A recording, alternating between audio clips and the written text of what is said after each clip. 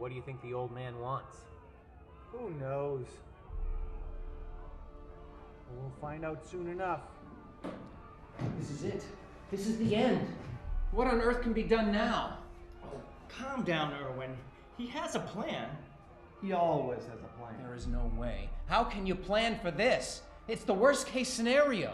Look, any executive who doesn't have a plan for the worst case scenario isn't worth his salt. And Sam, he's the best. Think what you want, people, but mark my words. None of us is going to be around by the end of the quarter. Irwin, you're always in panic mode. You're acting like those people out there. You're a VP. You should be able to keep your head better than them.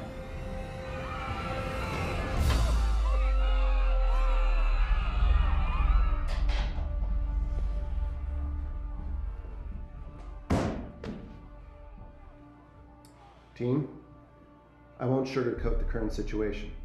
You've all read the reports, and the situation looks bleak on the surface. On the surface? As I was saying, although we face a crisis situation, we've faced this before. There's nothing new here.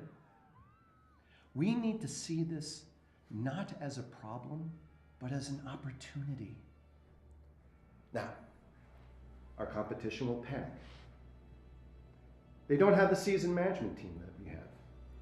They don't have the diversified market base or product portfolio that we have.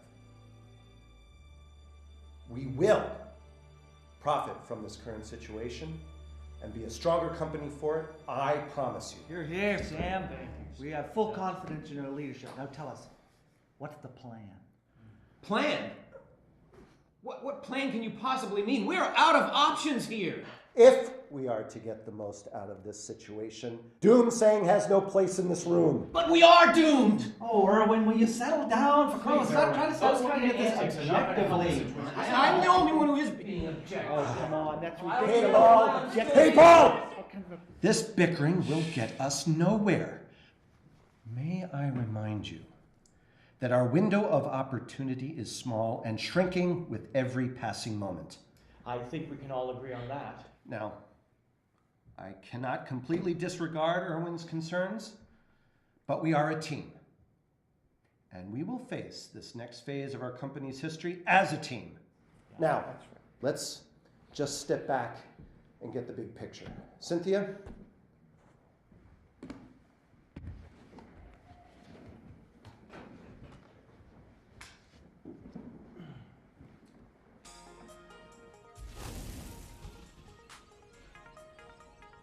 Scientists have confirmed that a meteor the size of Greenland will hit the Earth in 10 weeks, and the ensuing destruction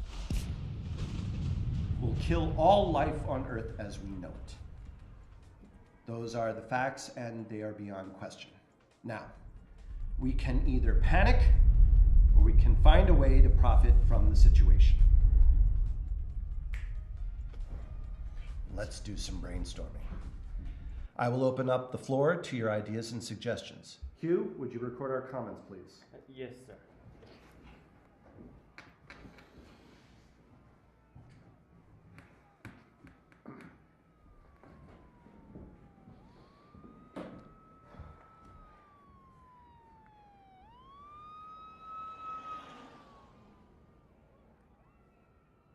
Come on, people.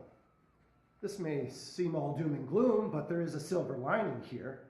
First off, to show its confidence in the management team, and in light of the short-term nature of the current situation, the company has, effective immediately, granted you all 100% vesting of your stock options. And it should come as no surprise that those whose suggestions make significant market impact will be rewarded with a very, very generous bonus. Well, Sam, I think I speak for the entire team as I express my gratitude for this tangible demonstration of your faith in us. Thank you. Yes. So, what do you have for me, team? Suggestions, ideas? Oh, Sam, I've got to believe that religion will be a major growth area in these apocalyptic times. I would guess that any literature with a spiritual bent to it is bound to have tremendous returns. So how do we get into that niche? Due to the shortness of time, I would suggest we enter into merger talks with an existing entity rather than try to kickstart something on our own. Good. I like it. What else? Survivalist kits would be in great demand. We could repackage our sporting good line into equipment for that market. Great. We're on a roll now. What else? Okay. Now this may sound crazy, but hear me out. I think we'd have to get our lawyers' opinions on this, but I am guessing that assisted suicide, you heard me right, may be a niche where we could make our mark. Those who don't want to face the slow extinction of the species may want to take matters into their own hands. So we could provide consulting services to those who have the desire but are short on imagination. Oh, and with Dr. Kevorkian out of the picture, there are no longer any established competitors in that segment. Now that is what I call thinking outside the box.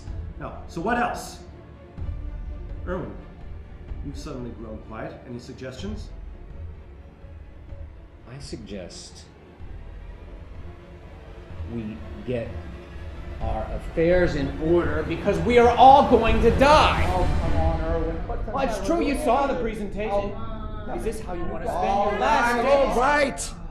Now, in the true essence of brainstorming, no idea gets rejected out of hand regardless of how negative or short-sighted it may be. Did you get that? Not quite. Erwin, how'd you word that again?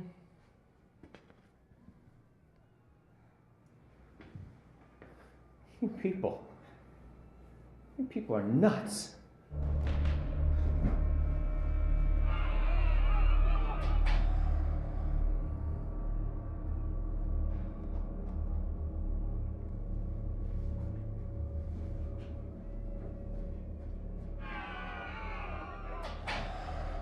Well, that is unfortunate. But his negative attitude was getting in the way of our progress. What else do you have for me? Anyone? Talk to me, Steve. I was just wondering, what's going to happen to Erwin's window office? Erwin's office. Yeah, because he's... It doesn't make any difference. No, what we need is about profit. Looking at short-term cash flow. We need to be able to set up a situation